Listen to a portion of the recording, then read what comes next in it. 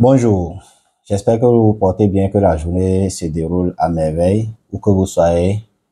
Bienvenue dans cette nouvelle vidéo qui nous plonge dans la loi 2020-37 portant protection de la santé des personnes en République du Bénin.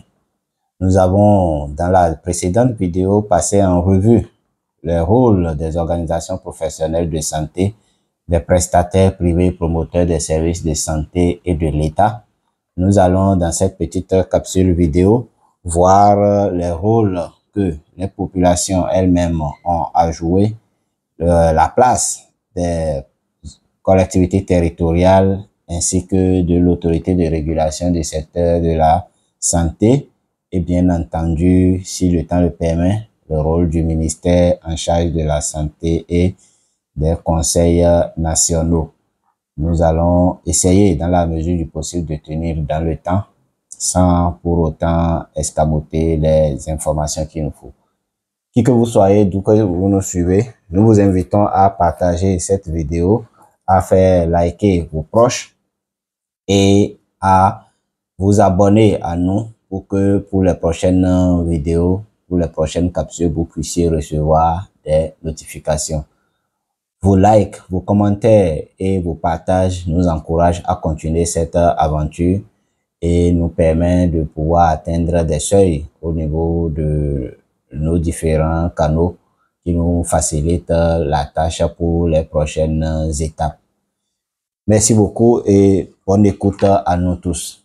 Alors, par rapport au rôle des collectivités, aux collectivités territoriales, la loi 2020-37 dispose en son article 40 que les collectivités territoriales ont le devoir de mettre en œuvre les programmes visant à prévenir toute forme de maladie et promouvoir les pratiques favorables à la santé. Dans l'article 41, on dit que les collectivités territoriales ont le devoir de contribuer à la mise en œuvre des programmes de prise en charge des maladies.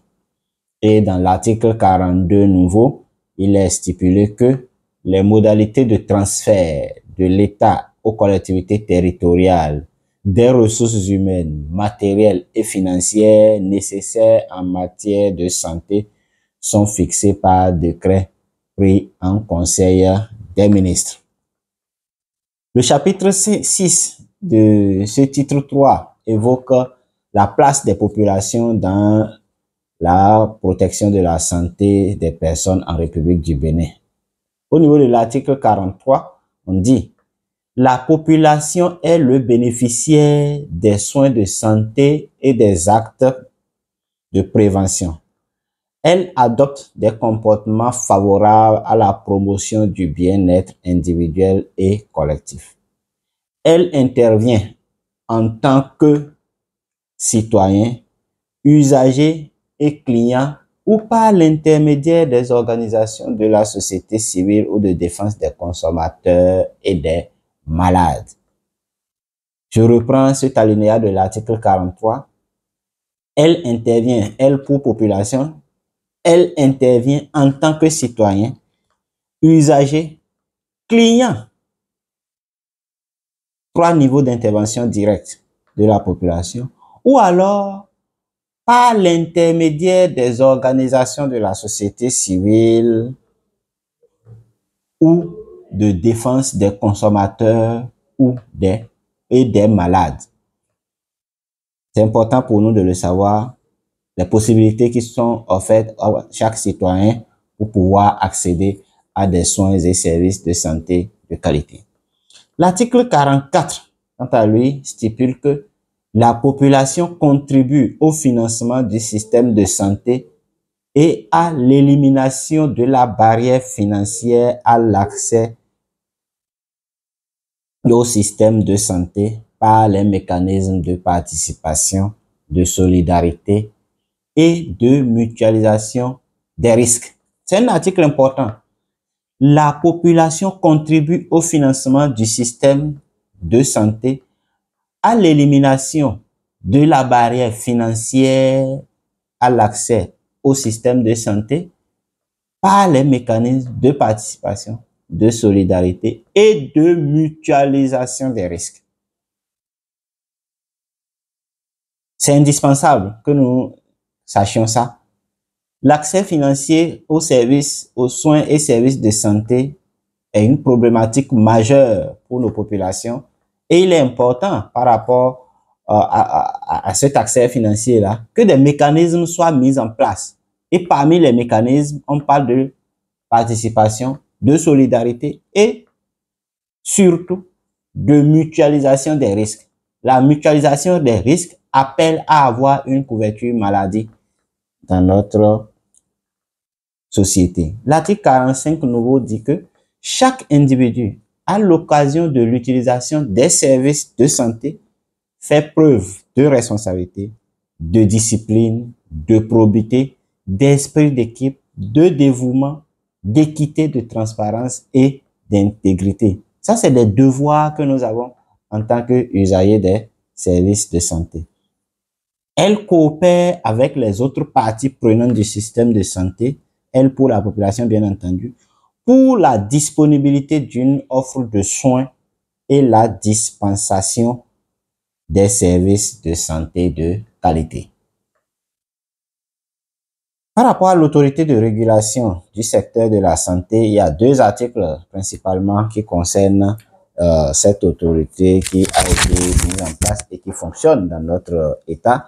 L'article 46 stipule que il est institué en République du Bénin une autorité de régulation du secteur de la santé. Cette autorité est déjà créée, fonctionnelle, avec un conseil d'administration nommé et des gens qui travaillent pour ça.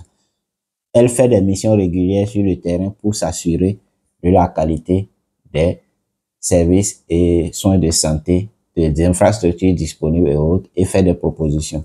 L'article 47 nouveau stipule que l'autorité de régulation du secteur de la santé a pour mission de veiller à la réalisation du droit à la santé pour tous, pour l'amélioration continue de l'offre de la qualité des soins. C'est important, l'offre de la qualité des soins.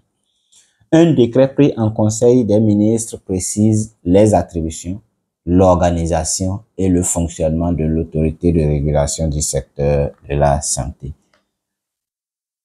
La loi évoque également la place du ministère en charge de la santé. À ce niveau-là, l'article 48 stipule que le ministre en charge de la santé a pour mission l'élaboration, la mise en œuvre et le suivi évaluation de la politique de l'État en matière de santé. Et l'article 49 dit que la politique de santé vise à garantir l'accès à la santé pour tous, sans distinction de sexe, de race, de religion, d'opinion et d'origine sociale par la promotion de conditions de vie favorables à la santé, l'amélioration de l'état de santé de la population, la réduction des inégalités sociales et territoriales. Là également, un décret pris en Conseil des ministres fixe les attributions, l'organisation et le fonctionnement du ministère en charge de la santé. Pour finir, nous allons voir un peu le rôle des conseils nationaux. L'article 50 nouveau stipule que les conseils nationaux sont les organismes spécialisés chargés de l'élaboration des outils de pilotage de la politique nationale et de veiller à la mise en œuvre conformément au programme national de développement sanitaire ou aux documents en tenant lieu. Et l'article 51 nouveau de stipuler que les conseils nationaux sont créés chacun par décret pris en Conseil des ministres sur recommandation de l'autorité de régulation du secteur de la santé. Chers amis, voilà ce que nous pouvons retenir dans la capsule vidéo de ce jour. J'espère que chacun a pu tirer quelque chose de ce contenu-là. Chacun a pu retenir quelque chose qui va lui être utile aujourd'hui et demain, où qu'il soit. Merci de nous avoir suivis. J'espère que vous avez tiré de la matière et que nous allons nous retrouver très prochainement. Mais n'oubliez pas de partager, de cliquer sur j'aime et surtout de nous laisser un petit commentaire pour nous motiver à continuer. Merci beaucoup et agréable journée à tous et à toutes.